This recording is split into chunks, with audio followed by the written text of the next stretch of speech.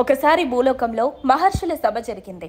వశిష్ఠ, విశ్వామిత్ర, గౌతమ, అంగీరస, భరద్వాజ, కశ్యప, జమదగ్ని, పరాశర, అత్రి, నారద, దక్ష, పులహ, పులస్త్య, అగస్త్య, భృగు, సనక సనందన, శుక్ర, మార్కండేయ మొదలైన మహర్షులందరూ చేరి సృష్టి స్థితి లయల గురించి చర్చిస్తుండగా అందరికన్నా వృద్ధుడైన దక్షుడు మహర్షులకు ఒక ప్రశ్న వేశాడు.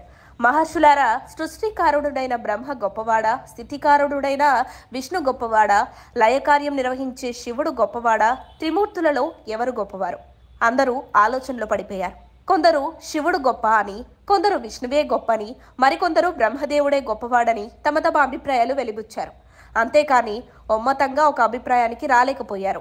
అప్పుడు కశ్యప బ్రహ్మర్షి ఒక మార్గం చెప్పాడు. మహర్షులారా, ఈ విషయం చర్చలతో తేలేది కాదు, కాబట్టి త్రిమూర్తుల్ని పరీక్షించిన తరువాతే నిర్ణయించాలి అన్నాడు. సరే, ఎవరు పరీక్షించాలి అని అందరూ ఆలోచించి భృగు మహర్షిని నిర్ణయించారు. భృగు మహర్షి బ్రహ్మదేవుని హృదయం నుండి పుట్టినవాడు. సత్యసంధుడు, నిష్ఠురవాది, నైష్టిక తపస్వి, వేదద్రష్ట, వివేకశీలి. ఈ మహత్తర కార్యానికి భృగు మహర్షియే సమర్థుడు అంటూ ముక్తకంఠంతో పలికారు. అందరి అభిప్రాయానికి తల వంచాడు భృగు మహర్షి. వెంటనే బ్రహ్మలోకానికి వెళ్ళాడు. ఆ సమయంలో బ్రహ్మ సృష్టి కార్యంలో నిమగ్నమై ఉన్నాడు. భృగు మహర్షి బ్రహ్మదేవుని ఎదురుగా నిలబడ్డాడు. యోగముద్రలో ఉన్న సృష్టికర్త ఎంతసేపటికి కళ్ళు తెరవకపోవడంతో అక్కడే ఉన్న తాసనం మీద కూర్చున్నాడు భృగు మహర్షి. కొంత సమయానికి కళ్ళు తెరిచిన బ్రహ్మదేవునికి ఎదురుగా కూర్చొని ఉన్న భృగు మహర్షి కనిపించాడు. భృగు కుమార, ఏమిటి అహంకారం? జన్మకారుణుడైన నా ఎదుట నేను చెప్పకుండా కూర్చుంటావా? ఏమిటి దుర్మదం?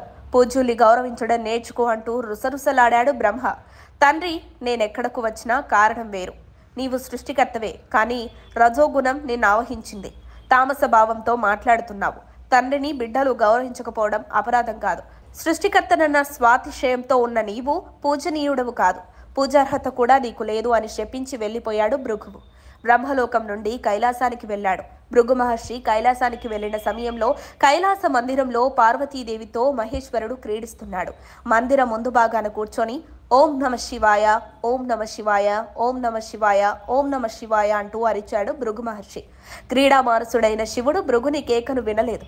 చటుక్కున లేచాడు భృగు మహర్షి. ఏకాంత మందిరంలోనికి గబగబా నడిచాడు. ఓం నమ శివాయ, ఓం నమ శివాయ అంటూ అరిచాడు. దిగ్గున లేచి వచ్చాడు మహేశ్వరుడు. ఆ సమయంలో శివుడు దిగంబరంగా ఉన్నాడు. కోపంగా కనిపించాడు. మూర్ఖుడా, నా ఏకాంత కేలికి భంగం కల్పిస్తావా? అనుమతి లేకుండా అభ్యంతర మందిరంలో ప్రవేశిస్తావా అంటూ శివుడు హూంకరించాడు. కైలాసవాస, భక్తపరాధీనుడైన నీవు భార్యదీనుడవై ఉన్నావు. శివశివ అంటూ అరిచినా వినిపించుకోని విషయత్వంలో మునిగి ఉన్నావు. భక్తుడవై వచ్చిన నాపై ఉగ్ర ఆగ్రహం ప్రదర్శిస్తున్నావు. దిగంబర, నీవు తమోగుణంలో ఉన్నావు. నీ భక్తులు నిన్ను శిష్ణ రూపంలో పూజింతురుగాక, నీ దేహ రూపానికి పూజలు లభించవుగాక అని శపించి కోపంగా వచ్చేశాడు. కైలాసం నుండి నేరుగా వైకుంఠానికి వెళ్ళాడు.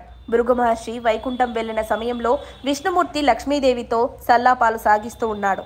ఓం నమో నారాయణాయ, ఓం నమో నారాయణాయ అంటూ అల్లంత దూరంగా నిలబడ్డాడు భృగువు. నారాయణ నామం వింటూనే అటుగా చూచాడు విష్ణు. కండ్లు మూసుకొని ఉన్నాడు భృగువు. లక్ష్మీదేవిని వదిలి భృగు మహర్షి వద్దకు వచ్చి బ్రహ్మమానస పుత్ర భృగుదేవ స్వాగతం అంటూ భృగుని పాదాలకు నమస్కరించబోతుండని భృగు మహర్షి విష్ణుమూర్తిని కాలితో ప్రక్కకు నెట్టాడు. తపోమూర్తి, ఏం జరిగింది? ఎందుకు కోపంతో ఉన్నావు? మహత్తులకు కోపం శుభప్రదం కాదు కదా అంటూ అనునయంటే పలుకరించాడు విష్ణు. ఆ మాటతో భృగు మహర్షి కరిగిపోయాడు. మరిన్ని అప్డేట్స్ కోసం మా కాయ్ టీవీని సబ్స్క్రైబ్ చేసుకోండి. మా వీడియో కనుక మీకు నచ్చినట్లయితే లైక్ చేయండి, షేర్ చేయండి. మీ విలువైన అభిప్రాయాలను కామెంట్ బాక్స్లో తెలియజేయండి.